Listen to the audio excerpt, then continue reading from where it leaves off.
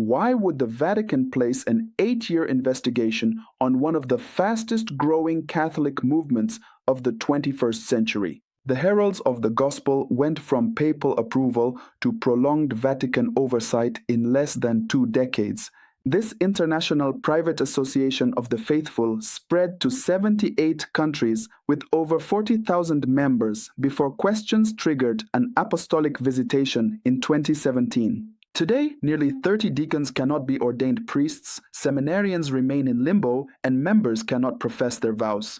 Understanding this case illuminates important questions about canonical procedures, the rights of the faithful, and how the Church balances authority with justice. This situation affects real people, young men called to priesthood, and communities built around shared mission. If you are interested in deepening your faith, hit like and tell me where you are watching from. Consider subscribing to stay rooted in Catholic truth. You can also support the making of these videos, our team, and the tools we use through the link in the description or by scanning the QR code on screen.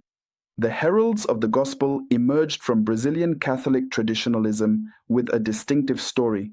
Founded in 1999 by Monsignor João Sconamilho Cladeias, who died in November 2024 at age 85, the movement grew from a split within the Brazilian Society for the Defense of Tradition, Family and Property, known as TFP. The TFP was founded in 1960 by Plínio Correa de Oliveira, a traditionalist Catholic intellectual who emphasized church teaching on social order, family values, and resistance to communism. When Correa de Oliveira died in 1995, internal disputes arose over the movement's future direction. Monsignor Cladeias advocated transforming it into a religious order under direct church authority, accepting Second Vatican Council reforms and the Novus Ordo Mass while maintaining traditional devotional aesthetics.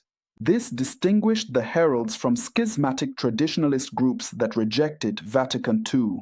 Pope John Paul II granted Vatican recognition to the Heralds in 2001 as the first international private association of the faithful of pontifical right established in the new millennium.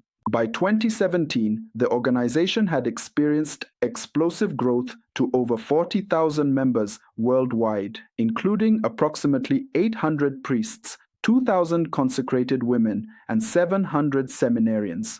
Their medieval aesthetic, Marian devotion, and traditional liturgical music resonated with Catholics seeking rootedness in a rapidly changing world. But this rapid expansion would soon draw Vatican scrutiny. In 2017, controversy erupted when Italian journalist Andrea Tornielli, now the Vatican's editorial director, published reports about a video showing Monsignor Cladeias and approximately 60 priests at a meeting. According to the reports, the video depicted accounts from exorcism sessions being read aloud, including alleged demonic claims stating "the Vatican is mine" and predictions about Pope Francis's death, causing some attendees, including Cladeias, to laugh. The reports allege the Heralds practiced unconventional exorcism rituals outside the Church's official rite of exorcism. The Heralds strongly contested these characterizations, stating the video was old, leaked improperly, was for theological studies, and that all appropriate steps had been taken under canon law and Catholic theology.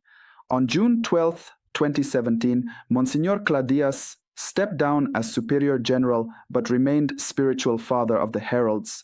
The Heralds maintain his health was the reason, as he had suffered a stroke around this time. Shortly afterward, on June 23rd, the Vatican's Congregation for Institutes of Consecrated Life and Societies of Apostolic Life, headed by Brazilian Cardinal João Braz de Avis, announced an apostolic visitation. This formal investigation was conducted by Archbishop Jaime Splengler, Bishop Sergio de Deus Borges, and Sister Maria Antonieta Bruscato. The visitation lasted over a year, during which visitators examined all houses of the Heralds, interviewed almost all members and many former members, as well as cooperators and families.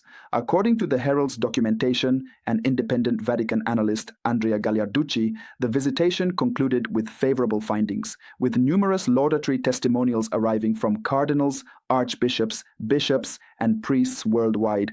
The visitors reportedly found no errors in moral teachings, doctrine, or financial administration, though they raised 8 questions from accusers that the Heralds responded to in a 570-page volume. Yet despite these reportedly positive findings, what happened next surprised many observers. In September 2019, Pope Francis appointed Cardinal Raimundo Damasceno Assis as Pontifical Commissioner for the Heralds, despite the reportedly favorable visitation findings. The official Vatican statement cited shortcomings concerning the style of government, the life of the members of the council, the pastoral care of vocations, the formation of new vocations, administration, the management of works and fundraising. A commissariat represents a serious intervention, placing external authority over a community to implement reforms.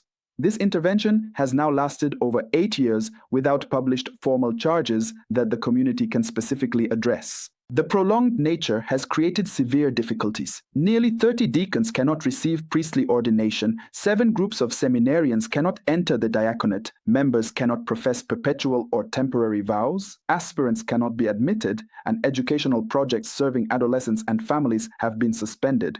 In June 2021, Cardinal Braz de Avis issued a decree ordering closure of boarding schools operated by the Heralds in Brazil, citing rigid discipline and isolation of students from families.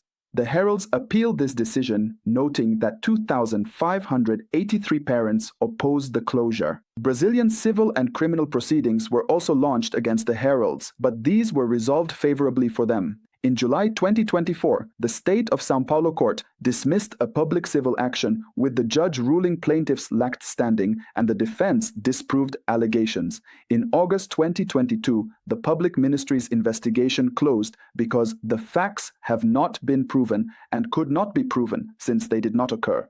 Courts found allegations unfounded and illegitimate.